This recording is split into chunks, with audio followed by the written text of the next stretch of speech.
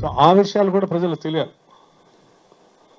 అట్లాగే ఈ ప్రభుత్వం రాగానే కరెంట్ కట్లు ఎక్కువైపోతుంది, కరెంట్ ప్రొడక్షన్ ఇవ్వలేకపోతున్నారు, సరఫరా చేయలేకపోతున్నారు అనే ప్రచారం కూడా జరుగుతుంది సోషల్ మీడియాలో. ఉదాహరణ కొన్ని చోట్ల అయితే ఏదో ఒక న్యాయస్థానంలో తీర్పు చెప్తా ఉంటే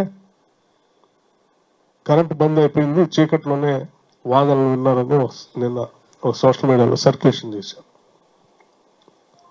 ఇంకో దగ్గర మీడియా సమావేశం పెడుతూ ఉంటే మాట్లాడుతూ ఉంటే కరెంట్ కట్ అయిపోయిందని చెప్పి ఇంకో ప్రచారం చేశారు.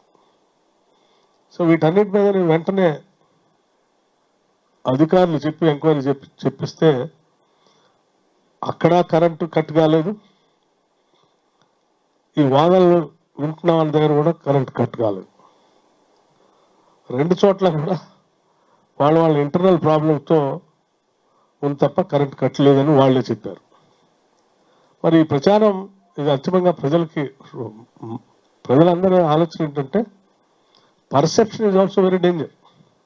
రాదేమో అనేటువంటి భయం ఎప్పుడైతే మనసులో వస్తే అది ఇంకా ఆందోళనకరంగా మారిపోతుంది.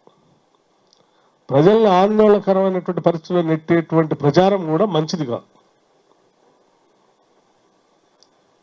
దీనివల్ల మానసికమైనటువంటి ఒత్తిడి ఆందోళన కాకుండా అసలు పవర్ ఈ రాష్ట్రంలో ఉండదేమనేటువంటి ప్రచారం జరిగితే ప్రొడక్షన్ కూడా చేద్దామని చెప్పే ఇండస్ట్రీస్ కూడా ఆలోచనలో పడి ప్రొడక్షన్ తగ్గించడం కోసం ఇండస్ట్రీస్ మూసేసే ప్రమాదం కూడా ఉంది.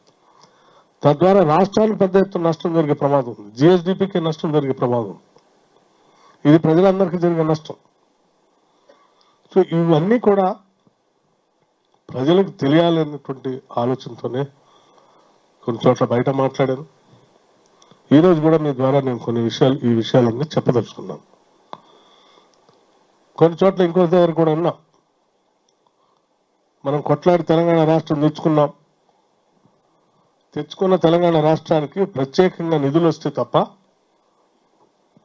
ఇక్కడ ఉన్నటువంటి ఆర్థిక వనరులు కానీ సహజ వనరులన్నీ కూడా సక్రమంగా వాడుకుంటే తప్ప మనం ఏ కోరికతో అయితే కొట్లాడి తెచ్చుకున్నామో ఆ కోరికలను సాధించలేమని చెప్పేటువంటి ఆలోచన ఉన్న ప్రక్రియలో పెద్ద ఎత్తున మేము నిధులు వచ్చినాయని ఒక పక్కన ప్రచారం జరుగుతోంది కేంద్రం నుంచి, ఇంకో పక్కన ఆర్థిక వనరుల్ని సహజ వనరుల్ని అద్భుతంగా వాడాం మేము అని ఇంకో పక్కన ప్రచారం జరుగుతోంది.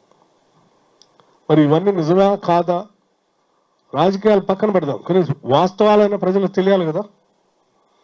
తెలిస్తే కదా మనం ప్రణాళిక చేసుకుని భవిష్యత్ తరాలకి మన రాష్ట్రాన్ని ఈ స్థితిగతులను ఏ రకంగా అందించగలం అనేది తెలియజేది. భవిష్యత్తులో వాళ్ళు ప్రణాళికలు తయారు చేసుకోగలిగేది. It is a continuous process. So ఈ విషయాలు